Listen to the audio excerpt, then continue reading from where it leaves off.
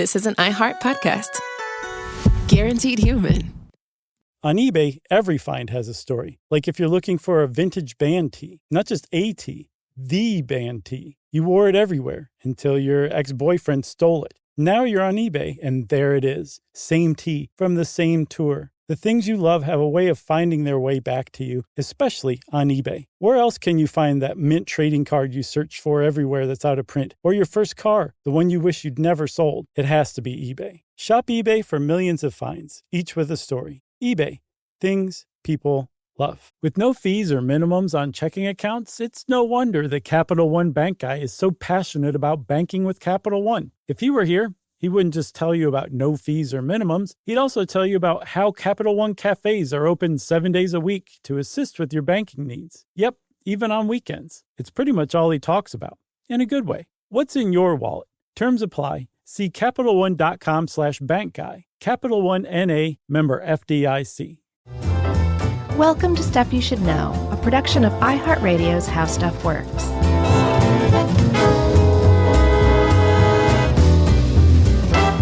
Hey, and welcome to the podcast. I'm Josh Clark, and there's Charles W. Chuck Bryan over there, and Jerry's over there somewhere, I think in our office. And this is Stuff You Should Know, the swinging super hip cat edition. Swing states. They're the swinging estates of all. They like to sleep with each other. Based on keys they took out of a fish ball. Should say up front, thank you to HowStuffWorks.com for this article, along with Politico, NPR, and I think 538 blog I got some stuff from. You sound like you're giving an acceptance speech. Yeah, for best election podcast episode. That's right. We are not going to win. Yeah, so this is on swing states, which are all the rage, battleground states these days. Everybody loves them. And have been for a while, but some of this stuff I thought was even enlightened me, and I thought I kind of knew most of this stuff. Yeah. It's one of those things that I found that you can make a lot more difficult than it actually is, at least just the general concept of swing states. But there's a lot of detail and info and history to it that makes the whole thing really interesting. So to keep from making the whole thing more difficult than it is, let's just define swing states at the outset. Okay, go ahead. Swing states are states during presidential elections in the United States here that are so closely divided politically that they could go either way. They could vote one way or the other.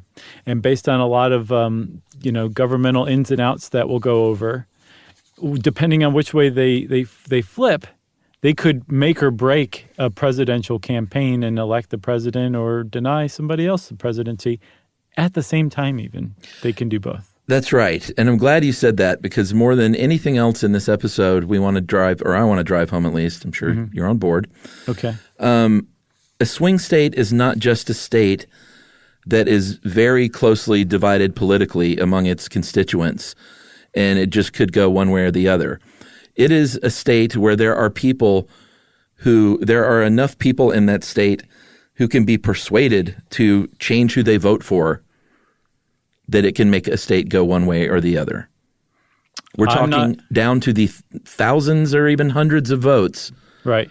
And that is why it is so important that everybody votes, but especially if you live in one of these swing states, because there are, believe it or not, there are people that still haven't made up their mind in this country. Which is really surprising in this particular election, because things have gotten super partisan and polarized in America, and they had been going that way for many, many years now. But, I mean, it is, I don't want to say it's reached its apex. I hope it's reached its apex. I'm sure it could get way worse, but things are real polarized here. So it is very surprising that there's undecided voters. And I remember from our election polling episode, we were saying one of the reasons that the state polling was so far off is because there were so many undecided voters at the end of 2016. That in and of itself is pretty surprising, because the candidates were so different. Things were so polarized then. It's even more surprising now that there's any undecided voters. But they're out there. There's not a ton of them, but there's enough of them to swing an election and swing a state. Yep. Brookings Institution says 75% or more of a presidential candidate's spending occurs in these swing states. Mm-hmm. And, they're spending on ads. A lot of it is ad buys and social media ad buys, robocalling, stuff like that. Right. But we should go over just, I know we did one on the Electoral College, but just for our friends across the many ponds, mm-hmm. we should give kind of a quick overview of the very odd way that we do things here. Yeah, because everybody thinks in the United States that everybody goes to the polls and during a national election, like the presidential election, and elects the president. One person has one vote. And that is definitely true. Each person does have a vote. But the thing is, we have something called the Electoral College. And rather than directly elect the president through a popular vote, we have an indirect way of electing the president where all those people who go to the polls are going to the polls to cast a ballot, whether they know it or not, for the electors for each party. So if you voted for Donald Trump in 2020, say, what you're voting for is not necessarily Donald Trump. You're voting for your state's Republican Party electors to go to the Electoral College to cast their vote for Donald Trump, right. Hopefully. That is the indirect way of electing the president that we have. And under this situation, under this indirect Electoral College setup that we have, you can actually get elected president without winning the popular vote. And that's what happened in 2016. It's happened 4 times. Yes. Twice very recently. It happened in the 2000 election where Al Gore, I think, won the popular vote by 500,000 votes. Happened in 2016 where Hillary Clinton won the popular vote by almost 3 million votes, like 2.9 million. And then it happened a couple of times in the 19th century, didn't it? Yeah, 4 times. Yeah, the other 2 were pretty far back. And all 4 times Republican candidates lost the popular vote and ended up being winning the election. Mm-hmm. And we'll get into changes on the horizon as far as that goes. But to kind of put a pin in the Electoral College, how it specifically works is each senator from each state, which is 2 senators because each state has 2, mm-hmm. Get a vote. And then for each representative in the House, they get a vote. And everywhere except for Maine and Nebraska does what's called a winner-take-all. So if everyone in Georgia or, if Georgia votes for let's say, Joe Biden, then everybody, all the electors would have to vote for Joe Biden mm-hmm. and cast that vote. In Maine and Nebraska, what they do is I think they and the goal here, by the way, is 270 electoral votes if you want to win the presidency. But they do the district system, which is they award 2 of those electoral votes to the statewide popular vote winner, and then they go, I think, just district by district, don't they? Yeah, they do. And so you can win, if you win your statewide election in Maine or in Nebraska, you get 2 electoral votes automatically, and then you get 1 for each district that you won. Yeah, which seems a little more fair. It does seem a little more fair, but I saw that on fairvote.org, they said if you do the math, it's actually way less fair on a national level. Yeah. Like maybe it works for Maine and Nebraska, but if all states did that, you would be able to eke out an even more imbalance between an electoral college win and a loss of the popular vote. Oh, I saw somebody put out that there is a path to 270 electoral votes. So you would win the presidency while also getting just like 23% of the popular vote. Wow. You like to think that could never happen, but apparently mathematically with this setup of the Electoral College, it could happen. And the reason why is because 1, the Electoral College exists, like you said, and then 2, because of that winner-take-all system, to where it doesn't matter whether you win a state by 1 vote. You get all of the electoral votes for that one state. And so in creating swing states, the Electoral College also creates what are called safe states. And a safe state is where so many people so reliably vote for the party that candidate is running for, that you can just count on that state winning their electoral votes, and you actually start with a base of that. Let's say there's 170 solid electoral votes among 20 states for Democrats, right? That is what you would rely on, not just on election day, but throughout the campaign. And so you're not spending much time or money in those states because those are safe states. You don't need to. It doesn't make any sense to do that. It makes way more sense to spend all of your time and money and attention on those swing states, because those are the ones that aren't necessarily safe, but they're also not necessarily leaning the other way either. And you could conceivably put those swing states together to create that 270 or more electoral votes, which should lead you to the presidency. Right. But, it's gotten a little tricky here in recent years because there are a few swing states that are kind of really solidly swingy. Mm-hmm. And then there have been a few that are more swingy or less swingy. And you have to make a decision as a candidate where you're going to spend your money and your time. Right. And that's where polling comes in. A lot of people say that perhaps Hillary Clinton didn't spend enough time in certain states that ended up flipping to Donald Trump. Mm-hmm. It's all strategy. I think now we can maybe take a little extended sidebar here about this whole blue state, red state thing, which I thought was very interesting. Yeah. Because here in America, we have blue states and red states. The blue states are the Democratic-leaning states. The red states are the Republican-leaning states. If you are sort of in the mix, maybe a swing state, they might call you purple in the news. If you hear that, that's what that means. Mm-hmm. But it didn't always used to be these colors. And I got this from NPR. I found it interesting to know that when the colors first started being assigned in the mid-1970s, the Democrats were red and the Republicans were blue. Yeah, so supposedly blue was traditionally the Republicans' color because it was the color of the Union during the Civil War, and the Union was led by Abraham Lincoln, who was Republican. And then also apparently in Europe, the conservative parties are typically associated with the color blue. So it made more sense, at least at first, to have Republicans be blue and Democrats be red. And supposedly that's where it debuted back in 1976 here in the United States on NBC, because NBC was the first network to go full color. Right. And so on election night 1976, they said, check out our amazing interactive map. Uh-huh. Blue states are going to be ones that Republicans have won. Red states are going to be ones that Democrats have won. And did you see a picture of the map? Yeah. It looks like a giant stained glass window of the United States. It does not look super flashy or anything now, but at the time it was like knock your socks off, technologically advanced, I guess. Yeah, but here's the thing: is those colors weren't locked in. Like there was never any vote about those colors or anything like that. They just sort of went that way. Mm-hmm. As more and more TV networks went color, they went with other colors, and it got a little bit confusing.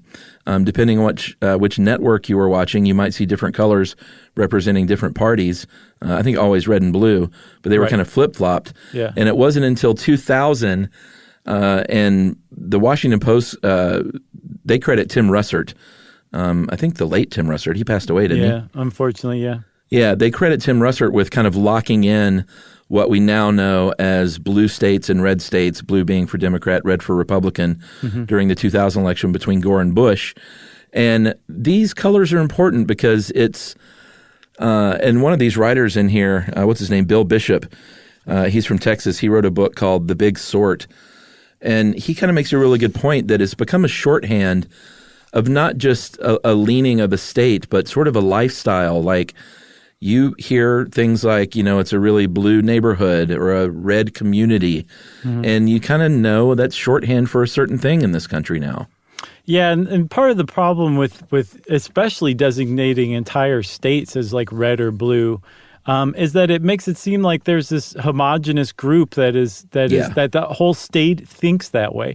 And that's not necessarily true. I mean, there's plenty of states out there that are considered red states, but they were won by 1.5% or 3%. It's like a very close call, but it went Republican in the presidential election, so it's a red state. Or like you said, you can get it down to like community level, that kind of thing. And in doing so, all you're doing is sowing this division of tribalism that exists in the United States, to where it's just so easy to have this allegiance to blue or red. They don't even make it donkey or elephant any longer. It's blue and red. It's one of the most basic things you can sort by, which is colors. And it's a real problem in that it somehow stokes that mentality, that in-group, out-group mentality that is so problematic in the United States right now and is drowning the country as we speak, basically. I hate to say it, but it's absolutely true. It really is, and it's especially annoying if you have political leanings like I do and live in a state like Georgia that is, for the past, 20-plus years, been solidly red. And then, you have, I used to live in California. I have plenty of friends in California who say things about, places like Georgia with such disdain. Right. And it just bothers me so much. Yeah. Because it is, and the same can be said for people on the other side of the political spectrum. It's not exclusive to me being a liberal in Georgia. I'm sure the same frustrations happen for Republicans in Massachusetts. Absolutely, yeah. No, I'm quite sure. And I think it was, I don't know what article that came from, but they point out that those people are some of the most diehard partisans you'll find. People who are minority in their state. Sure. Because they feel like they're really carrying the flag for their party or whatever.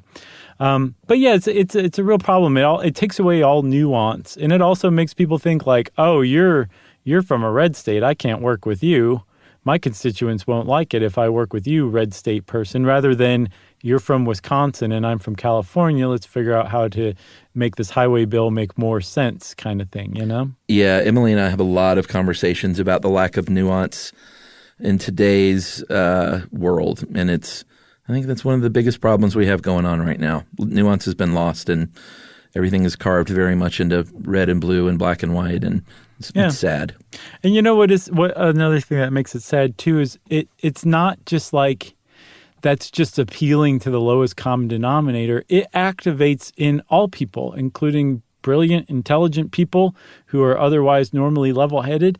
They still have that part of their brainstem where they're like, I'm blue, I'm red. Mm-hmm. I affiliate with that, and I hate the opposite. Yeah. It is that when you lose nuance, a lot of stuff goes out the window with it. All right, well, let's take a break. That was our first soapbox of the day. I thought we started out on a soapbox. I thought this whole episode was going to be on. I think pretty even-handed soapboxes, though, right? Sure. All right. Well, we'll come back and we'll build another soapbox in the next couple of minutes, and we'll be back right after this.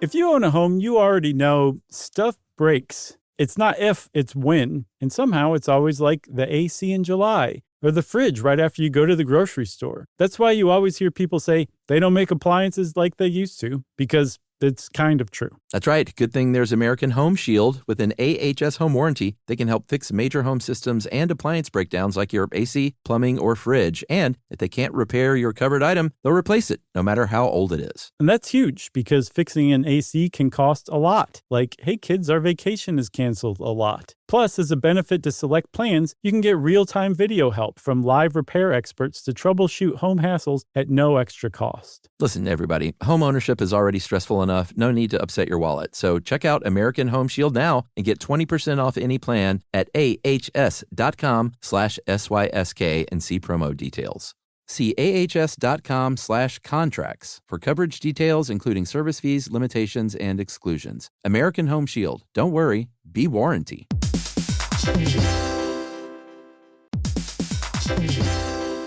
Hey everybody, we want to talk to you about The Big Bang Theory. That's a show that became one of the most defining sitcom of its era and really built a fan base around its memorable characters and unique group dynamic. That's right, which is why we think you'll enjoy the official Big Bang Theory podcast. It's back, covering seasons 3 and 4 of the show. Host Jessica Radloff sits down with crew and cast members like Kunal Nair, who plays Raj, Mayim Bialik, who plays Amy, and Kevin Sussman, who plays Stuart. That's right. You're going to learn all about the Easter eggs you may have missed, behind-the-scenes stories, and how certain real-life relationships shaped some of the most memorable storylines. Yeah, there's cast reflections years after the series aired and expanded content around famous episodes and storylines. It is exactly what you're looking for if you're a fan of The Big Bang Theory. The season is on video, so watch the official Big Bang Theory podcast on HBO Max, or listen wherever you get your podcasts, and stream episodes of The Big Bang Theory on HBO Max. Learning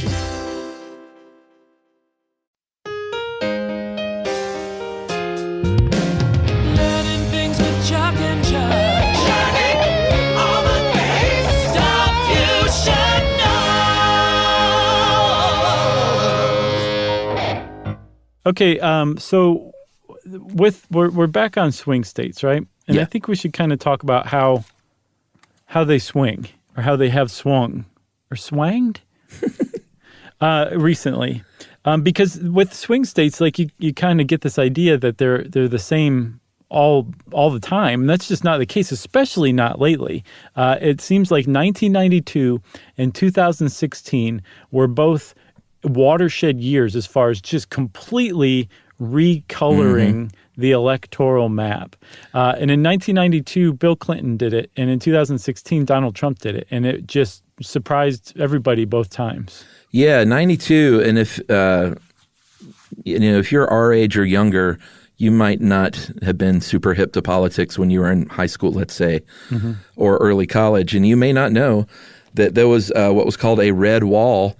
They didn't call it a red wall back then, but it was a red wall where there was Republicans had a pretty firm lock on the Electoral College in that from 1966 to 1988, 21 states voted Republican every single election. Yep. And that included, you might be surprised to hear, California, Illinois, and New Jersey, And Virginia.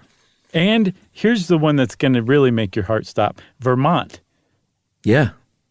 Traditionally Vermont. Republican, voted 21 times in a row. Yeah. And that is 191 electoral votes. So the Democrats had a pretty big disadvantage going into 1992 historically, meaning that they had to win more than 3/4 of the remaining electoral votes for these, quote unquote, competitive or up for grabs states.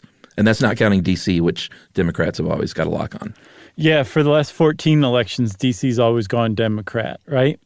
So the common wisdom was that when George H.W. Bush went up for re-election, not only was he the incumbent president, which means that you're supposed to be favored typically, he also had this red wall, which I don't know what they called it, but this lock on the Electoral College.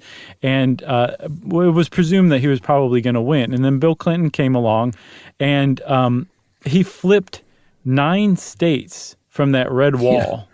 Not just the swing states. He flipped 9 of those red wall states, which was 118 electoral votes, and ended up winning 370 to 168 in the Electoral College votes. Somebody bring me a sledgehammer.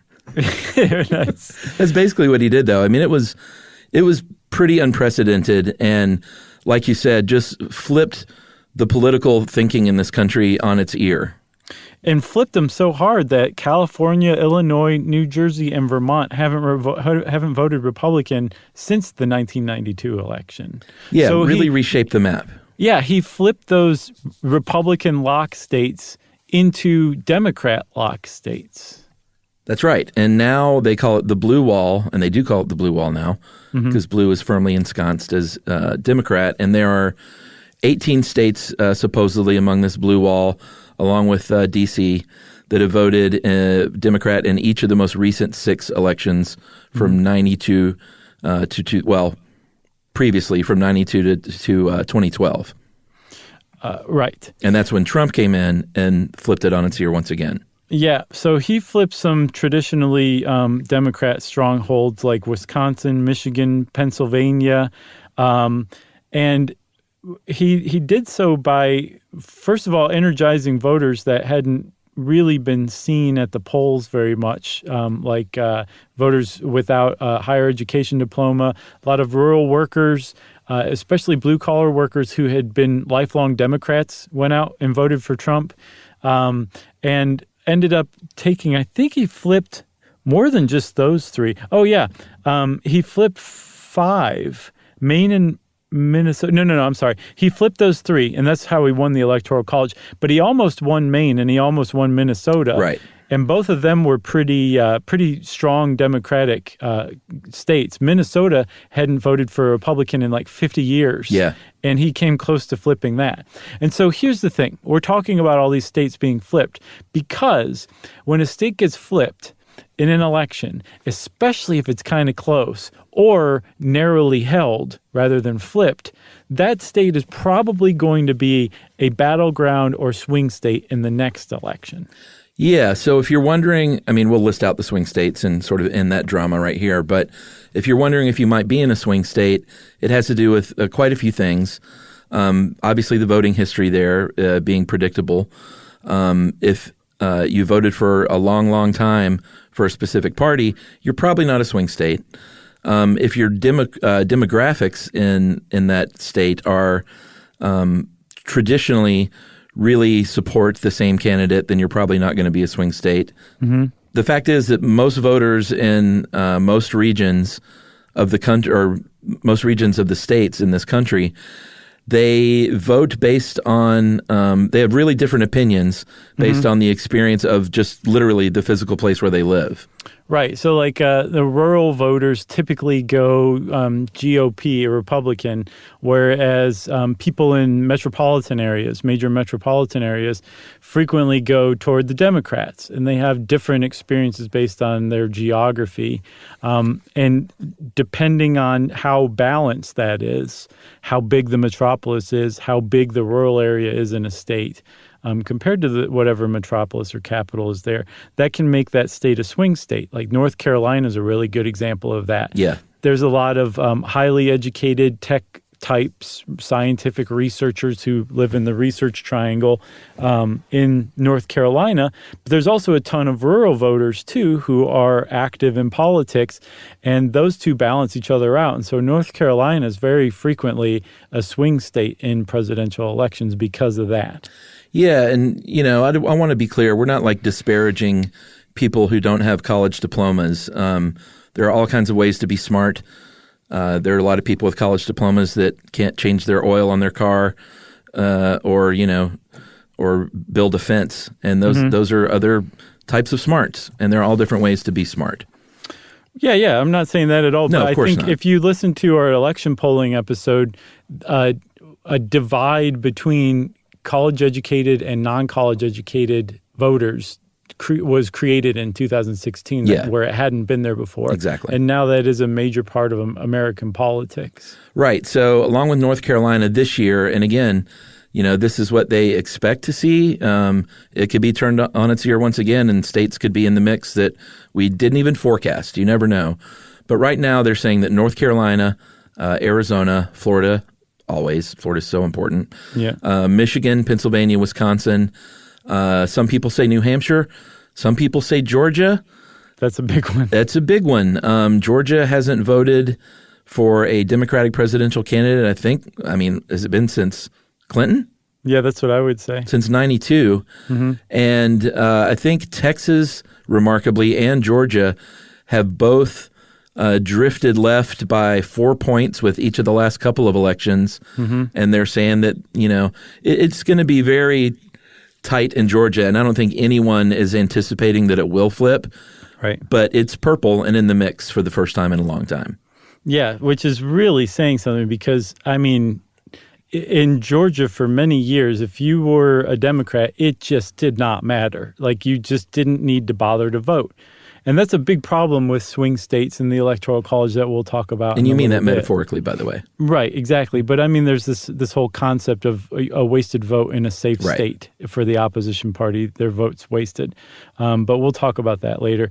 But just like there's some surprising states that are now considered swing states or battleground states in 2020, there's also some that have customarily been swing states that aren't necessarily.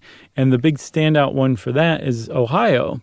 Ohio has voted for the president correctly, or I should say they went the nominee or the candidate that Ohio voted for has been the president, the one who won the presidential race in like dozens of elections. Maybe not dozens, but they've been voting correctly for the president, or correctly picking the president. I feel like I'm digging myself deeper into a hole here.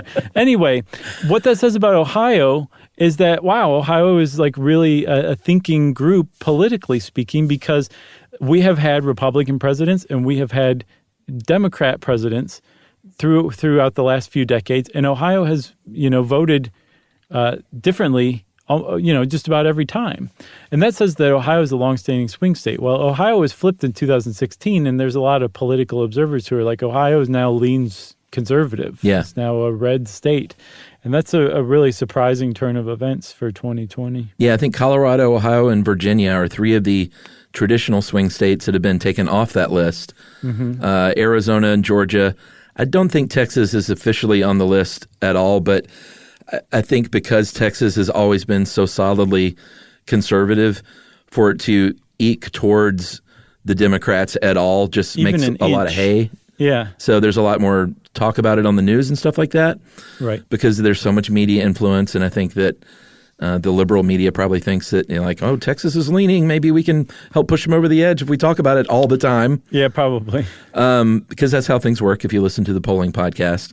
And like you mentioned earlier, Minnesota hasn't voted for a Republican in about 50 years. And that's crazy. They are, they have inched a little bit right. Yeah, I think Trump just missed Minnesota and Clinton just barely won Minnesota by like 3% and Maine by 1.5%. So those two are definitely in play like they haven't been in a while. Should we take another break? Let's take another break, and then we're going to come back and talk about, get this, swing states. Learning stuff is fun with Josh and Chuck. Stuff you should know.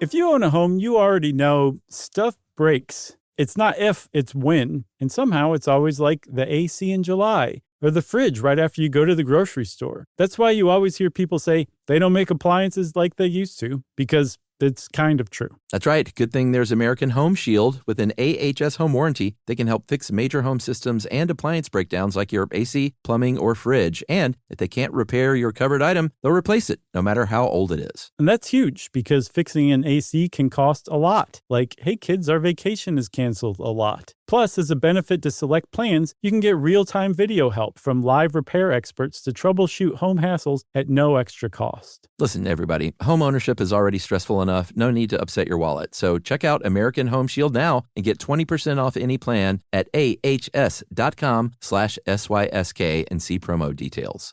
See ahs.com/contracts for coverage details, including service fees, limitations, and exclusions. American Home Shield. Don't worry, be warranty.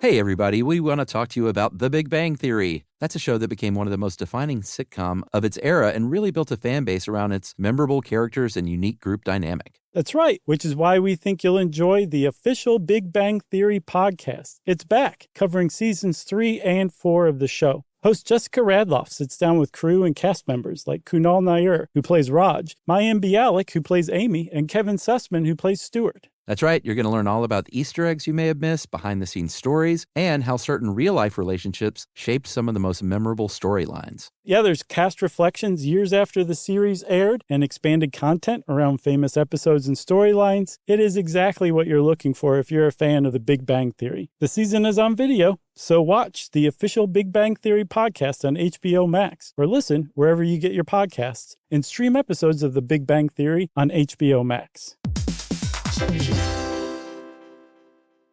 The springtime thaw is finally here. Flowers are blooming, days are longer. We're saying yes to more plans and finally getting outside, running, walking, just moving again. It's the perfect time to upgrade your everyday go-tos with Bombas. Take Bombas sport socks. They're super comfortable and designed with sport-specific tech for for running, cycling, yoga, hiking, you name it. I use them to run in, and I can tell you they work beautifully. So head over to bombas.com and use code SYSK for 20% off your first purchase. That's BOMBAS.com, code SYSK at checkout. Hey, everybody, here's a fact for you. In the United States, there is a break-in every 26 seconds, and that means that somewhere right now, an intruder is getting closer. And the problem with most security systems is that they only alert you after the break-in has started, and that's too late. Well, that's what makes SimpliSafe different. They use alerts. SimpliSafe's U.S.-based live agents, they identify threats on your property and help deter them before they actually break in. So the intruder never gets into your house. The crime is stopped before it even starts. That's right. And another great thing about SimpliSafe is they have no long-term contracts. They give you peace of mind and great value with their monitoring deterrence plans because they just start at about $1 a day. Yeah, SimpliSafe sent us a setup years back, and I still use mine every day. Yeah, and apparently setup, you can do it by yourself in under 30 minutes. So it's a really good value and it doesn't take long. So if you want to experience the SimpliSafe peace of mind, you can take advantage of the SimpliSafe discount offered to Stuff You Should Know listeners. Right now, you can get 50% off your new system by visiting simplisafe.com/stuff. That's half off at simplisafe.com/stuff. There's no safe like SimpliSafe.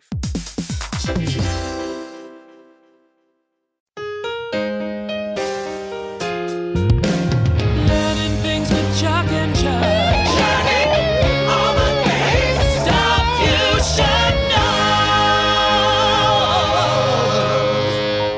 know. So, Chuck, one of the things that we talked about early on is that swing states basically tell campaigns where they need to concentrate their focus, Right. their money, their candidates' time, election stops, that kind of thing, stumping.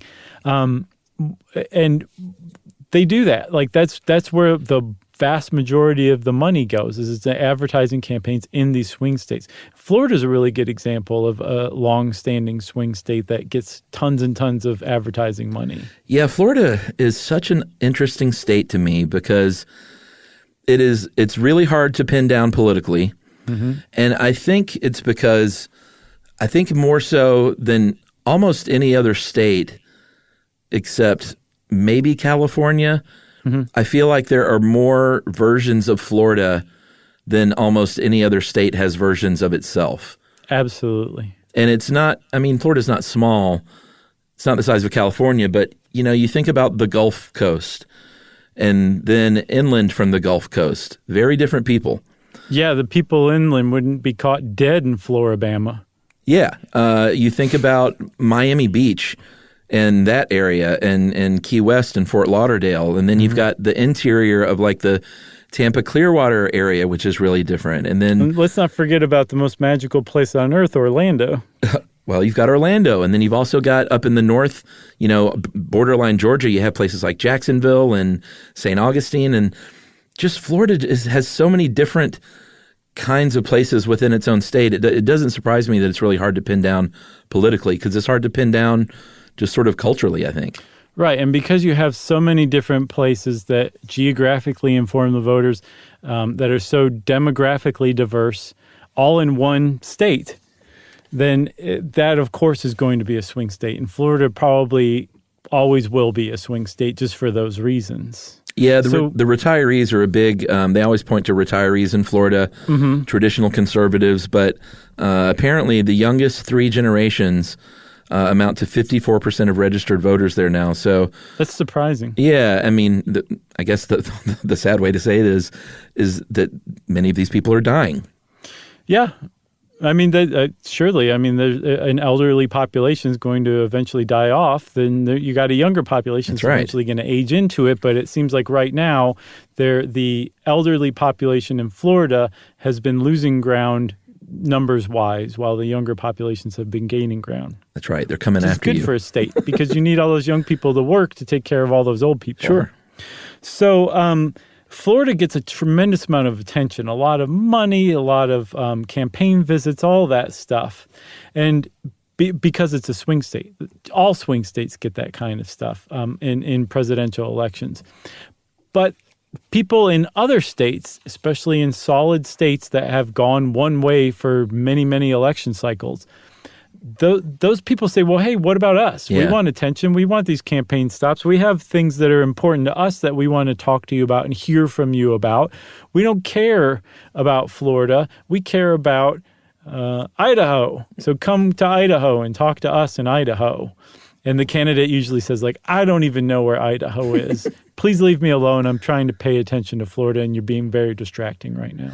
Yeah, and here's the thing. Like, in my mind, I say, who cares if a presidential candidate comes and talks to people at a dumb rally? Like, Really. like, does that really matter? But what they do is, it's not just a broad sort of, let me make a stop there. It's very pinpointed and calculated. Like, they might be going after a really specific constituency there, like, because how close some of these swing states are.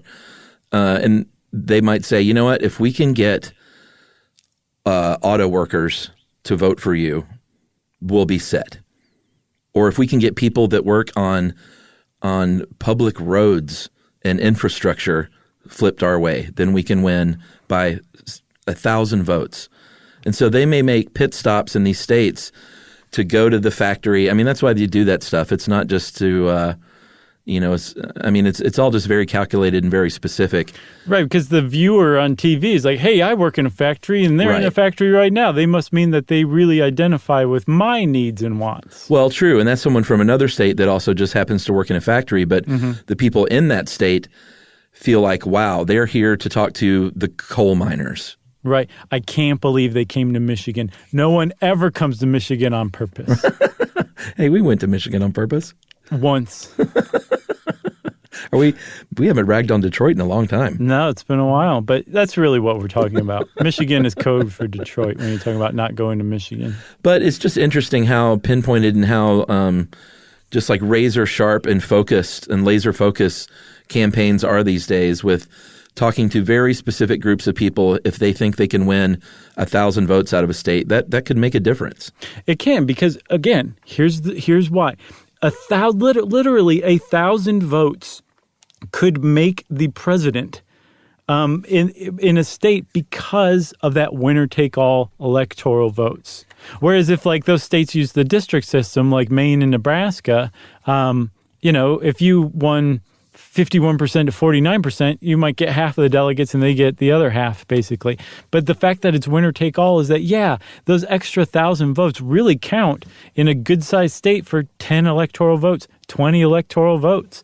So it's definitely worth spending that much time and focus on one single state. And a lot of other states a lot of non-swing states, so safe states, resent swing states because they say, basically, it's up to Ohio and Virginia to decide who gets to be president. The rest of us are going to go vote as we're expected to, because if you're in a safe state, it doesn't matter if you win by 1,000 votes or win by a million votes. It's winner take all again too. So you're not going to pay that much attention. And really, you're not producing the president. That's a little cynical in my opinion, because without that solid, safe state, you wouldn't have that foundation that the president, the candidate is building these swing state electoral votes off of. Yeah. I don't think that's fully accurate, but there does seem to be like some sour grapes among safe state people. That makes sense to me most of all, Chuck, when you're talking about people who feel like their vote is wasted because they're voting for the party that's the opposite of how the state traditionally goes. So Right. if you're a Georgia voter and you're a Democrat, for the last several elections, you could very easily feel like your vote was so wasted, you might not even bother going to the polls because your vote in the sense of Electoral College, this is a really good reason to do away with the Electoral College. As far as the Electoral College is concerned, your vote didn't count. You had no reason to go vote as far as electing the president goes because it was washed away and drowned out by all the other votes that went toward the other candidate. And since it's a winner-take-all system of electoral votes, that your vote didn't matter because they were always going to win all those delegates because you were going to get outvoted. Right. But and I'm glad you said president specifically. You should always vote for the president, of course, but there are so many ballot measures and local considerations on the ballot, local elections that really have such an impact that you always, always, always vote. But it's almost like It's almost like filling out your census form in a way. It's the only information that we have of where a state is politically is you casting your vote.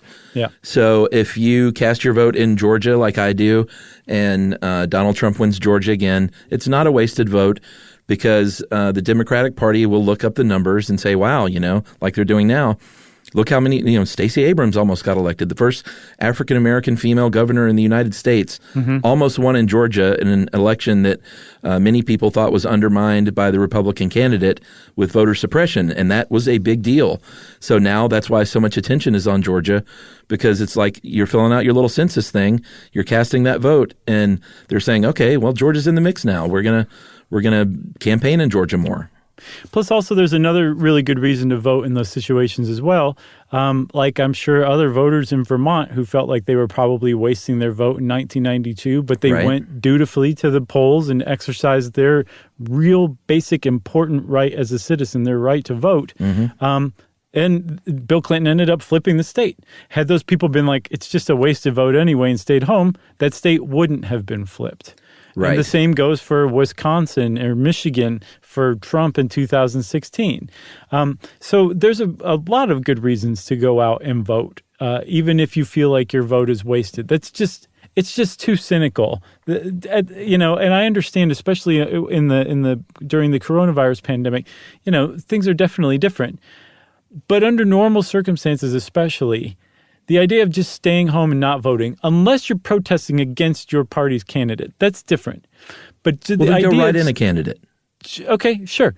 I mean, just the idea of getting out to the polls on Election Day and participating in government on that one day every 4 years even, it's important. It's just important in ways that you can't fully put your finger on, but you just know it's important and important enough to just do it. Well, it's a right that people in this country literally lost their lives to ensure, and it's a right that not everyone in this country had until fairly recently.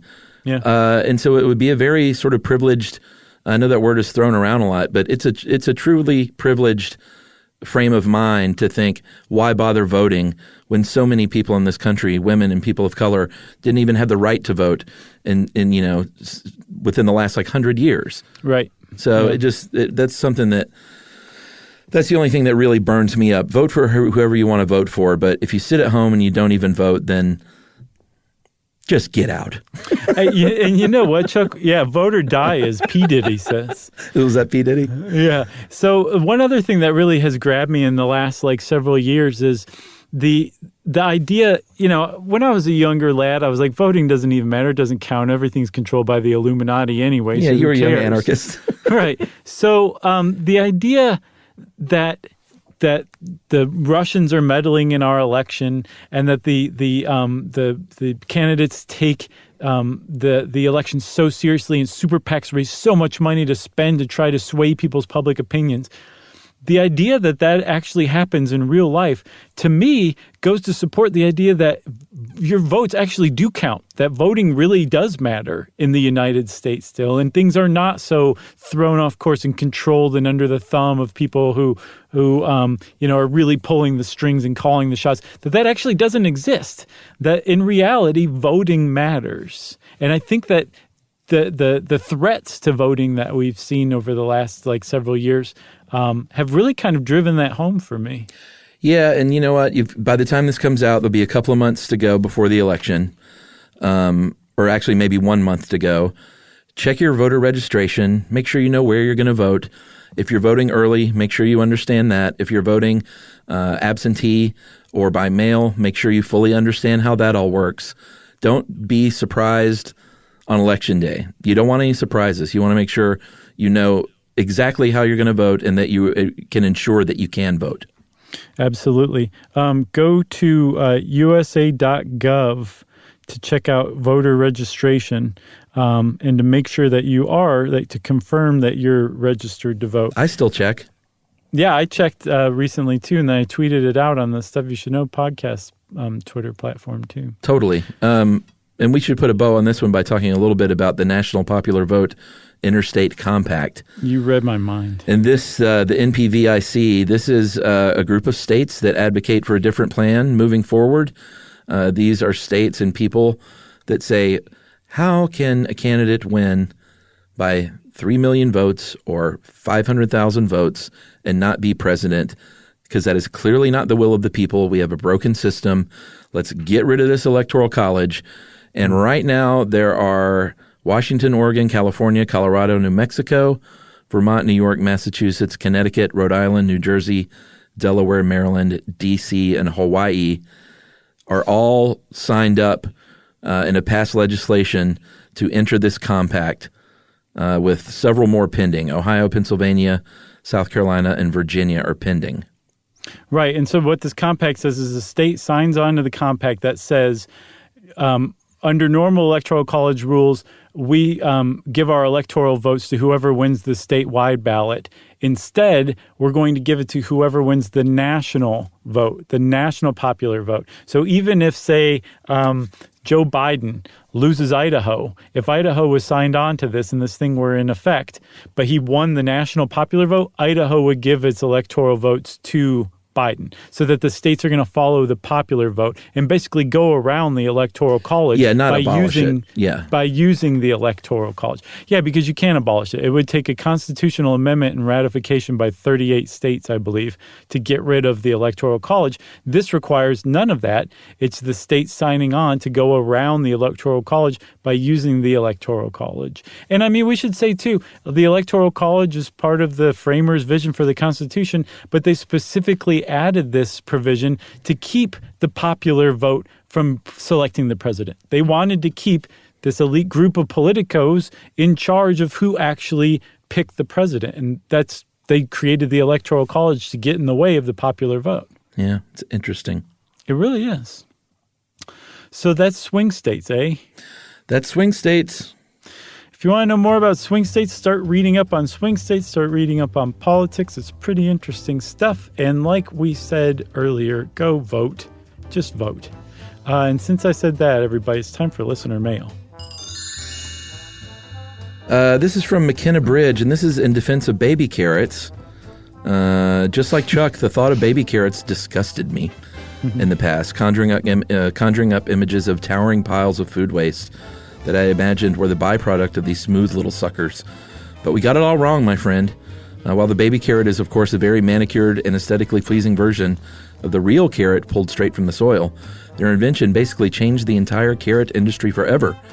And there was a guy named Mike Yurosek who decided to smooth carrots down in the 1980s into these little aerodynamic bite-sized cylinders, and they were called baby carrots. He figured carrots were ugly and too plentiful to profit from as farmers, so they had a long growing season, and the people just weren't buying them. So Mike Yurosek introduces the baby carrot, and boom, carrot sales absolutely skyrocketed.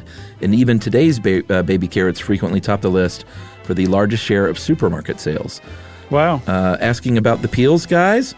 Well, they are just about the perfect byproduct for making carrot juice. Baby carrots are tasty, convenient, and turns out a wonderful invention. The more you know, right? Anyway, I'm not completely caught up on your podcast, so maybe someone has beat me to the punch, but I didn't want to chance y'all making fools of yourself the next time baby carrots comes up. I think you guys are great. Keep up the amazing work. You're a loyal listener and baby carrot convert. McKenna Bridge, and I even looked it up too, and I think I saw that it was a myth that they are bleached. Mm-hmm. But it sounds like something I would buy into. It sounds like something I'd buy into too. Yeah. Big carrot, or I'm sorry, small carrot. Yeah, carrots are bleached. The Illuminati really runs things.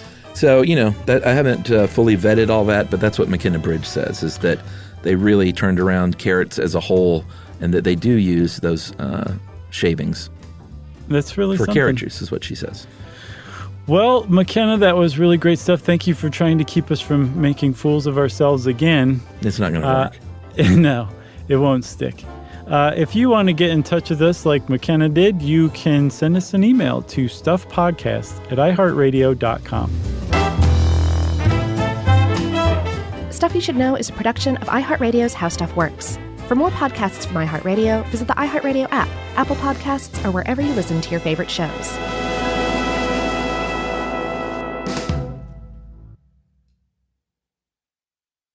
Everyone knows winter is the real mess maker. You don't need WeatherTech floor liners for summer unless you hit the beach and half the beach ends up back in your car, or the campsite dirt ends up in your trunk. Then you'd want a cargo liner, or a road trip goes sideways, lemonade spills, ketchup goes rogue, ice cream drips. Yeah, you'd be pretty happy about those WeatherTech seat protectors. So just to be clear, as the mud you're inevitably going to step in this summer, you don't need WeatherTech unless you plan on doing summer. Visit WeatherTech.com today. When it comes to small business, people want to talk to people, not bots, not voicemail. Your customers or clients want a real human connection. And that's exactly what they get with Ruby. Ruby is the virtual receptionist company that takes care of your callers when you're unavailable, in the middle of something, or just don't want to pick up. They can answer, screen, and transfer calls, as well as take messages, collect payments, book appointments, and more. All while saving you time and making the people you serve feel special. It's available 24/7, 365 days a year, and is 100% based in the U.S. See how it works at Ruby.com, or better yet, give them a call at 844-900-RUBY. This is an iHeart podcast.